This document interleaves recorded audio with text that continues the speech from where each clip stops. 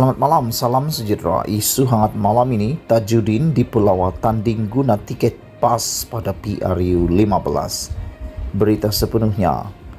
PAS Perak mempelawat Tajudin Abdul Rahman untuk mempertahankan kerusinya di Pasir Salak pada pilihan raya umum ke-15 di bawah tiket Perikatan Nasional berikutan penyingkirannya daripada Majlis Tertinggi UMNO. Pesuruh Jaya PAS Negeri Razman Zakaria membayangkan bahawa Tajudin mungkin digugurkan sebagai calon pilihan raya BN. Tambahnya, ia juga bergantung kepada sama ada PAS akan diperuntukkan kerusi Pasir Salak dalam gabungan PN. Jika sekiranya berlaku PRU 15 dan Tajudin tidak diberi tempat dalam BN, maka PAS Perak sedia menawarkan beliau bertanding atas tiket PN mewakili PAS. Sekiranya kerusi Pasir Salak itu menjadi milik PAS dalam pembahagian kerusi bersama PN, kata Adun Gunung Semenggol itu seperti dilapor Haraka Daily. Tajudin dilucutkan jawatan sebagai ahli Majlis Tertinggi UMNO pada Selasa. Dia maklumkan mengenai keputusan itu dalam surat bertarik 21 Jun yang ditulis oleh Setiausaha Agung UMNO Ahmad Maslan. Presiden UMNO Ahmad Zaid Hamidi tidak mendedahkan sebab penyingkiran Tajudin dengan mendakwa bahawa Tajudin tahu apa yang dia lakukan. Ini adalah kali kedua Tajudin disingkirkan daripada Majlis Tertinggi. Pada 1995, Tajudin adalah ahli Majlis Tertinggi tetapi keahlian partinya telah ditarik balik berikutan dakwaan dia telah membayar 6 juta ringgit untuk mendapatkan jawatan sebagai Ketua Bahagian UMNO. Keahliannya telah dikembalikan 3 tahun kemudian. Sekian isu hangat pagi ini. Jangan lupa tinggalkan komen Anda. Bongkar jangan tak bongkar, bongkar sampai terlonde. Bongkar jangan malu-malu, biar semua orang tahu. Malam ini, cadangan untuk Perdana Menteri, apa kata? Gaji menteri-menteri dipotong 50% ketika rakyat susah sekarang ini. Sebelum kita teruskan ulasan malam ini, jangan lupa tinggalkan komen Anda tentang tajuk utama pada malam ini. Cadangan kepada Perdana Menteri, apa kata? Potong gaji menteri 50% ketika rakyat dalam keadaan susah.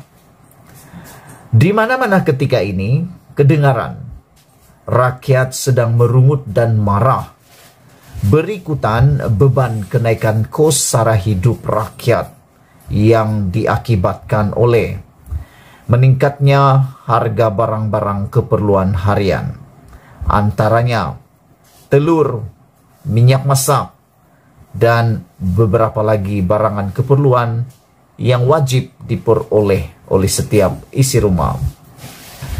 Ditambah lagi dengan berita pemansuhan subsidi minyak sawit berbotol dan tiada lagi kawalan harga siling bagi ayam dan telur bermula pada 1 Julai ini adalah dijangka harganya akan turut meningkat naik lagi.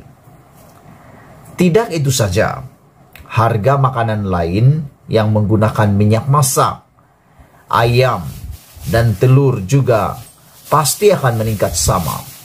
Inilah yang dipanggil dalam bidang ekonomi sebagai ekonomi rantaian harga yang berantai.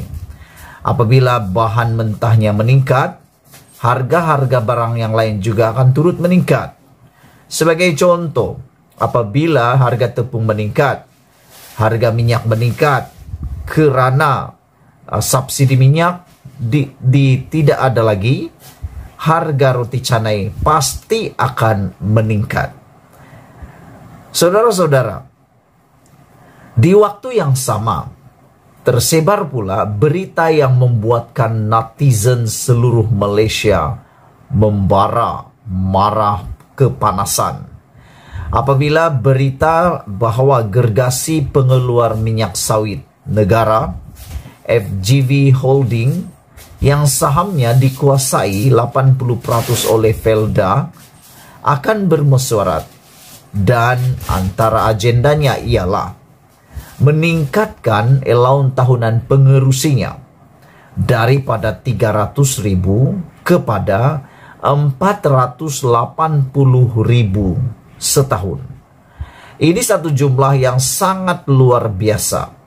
Dikala rakyat kais pagi dimakan petang. Bukan kais pagi dimakan pagi, kais petang dimakan petang. Tapi sekarang ini ianya sudah berubah. Kais pagi dimakan petang, kais petang dimakan esok. Begitu susahnya rakyat pada ketika ini, lebih-lebih lagi mereka yang berpendapatan rendah maupun yang bergantung penuh banyak kepada bahan mentah ini. Selain itu, sebelumnya juga kedengaran ura-ura TNB bakal menaikkan tarif listrik pengguna, kononnya kerana peningkatan kos operasi. Di mata pengguna, dikala waktu ini hanya hujan yang kerap turun, malah menyebabkan banjir kesesakan yang luar biasa pula, apakah semua benda pula mahu naik belaka? Walaupun semalam Perdana Menteri telah mengumumkan tambahan RM100 ringgit bantuan keluarga Malaysia atau BKM untuk golongan B40 serta pengekalan subsidi bagi minyak masak berpaket, ramai yang merasakan ia tidak memadai dalam keadaan semua harga menaik ketika ini. Ialah dengan pertambahan 100 ringgit itu, sekali guna, sekali masuk kedai runcit habis. Padahal keperluan uang, harga barang dan keperluan barangan mentah, makanan-makanan wajib digunakan setiap hari. Terdengar perbualan di kedai kopi, kenapa tak ditambah kenaikan kepada 500 ringgit Malaysia? RM100 mana cukup, tambah mereka lagi.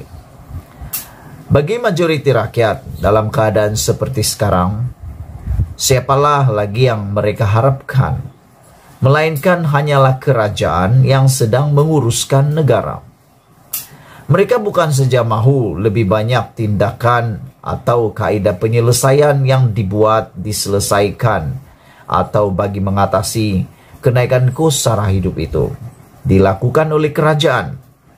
Malah juga inginkan para menteri menunjukkan simpati yang sewajarnya.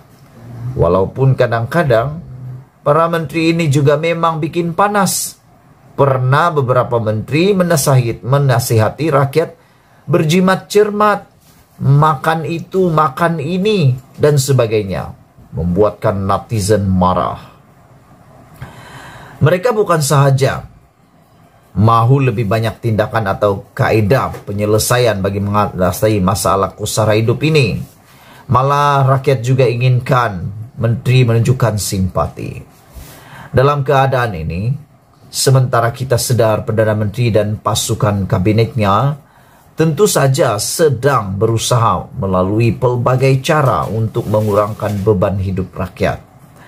Tetapi kadangkala cara yang diambil itu tentunya akan memakan masa. Di waktu yang sama, rakyat yang kena pergi ke kedai setiap hari untuk berbelanja pasti saja semakin koyak poket mereka. Sebagai tanda sokongan atau simpati adalah dicadangkan agar Ismail Sabri Yaakob selaku Perdana Menteri mengambil inisiatif mengarahkan semua menterinya melakukan potongan gaji sebanyak 50% serta merta.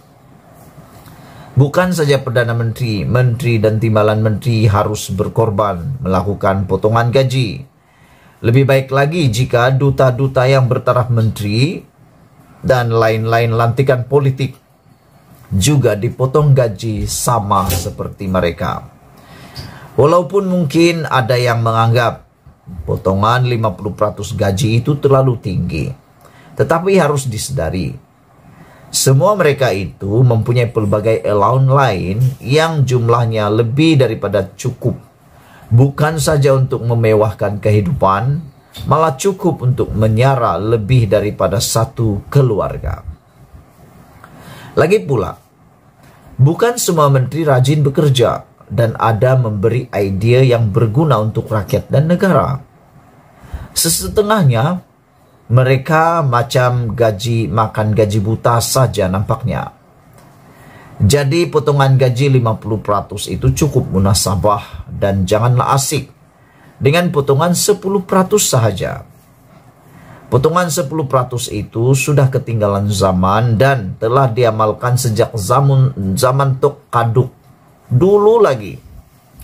Takkanlah zaman TikTok ini masih nak potong 10% saja lagi. Jika potongan 50% ini dapat dilakukan, katalah tempohnya sehingga parlimen dibubarkan.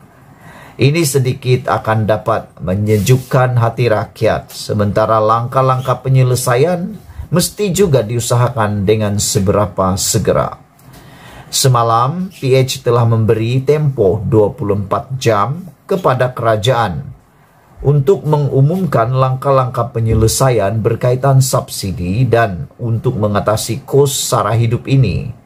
Manakala seorang pemimpin DAP pula menyarankan agar inilah masanya untuk mengumpulkan sejuta rakyat turun ke jalan raya bagi menunjukkan bantahan.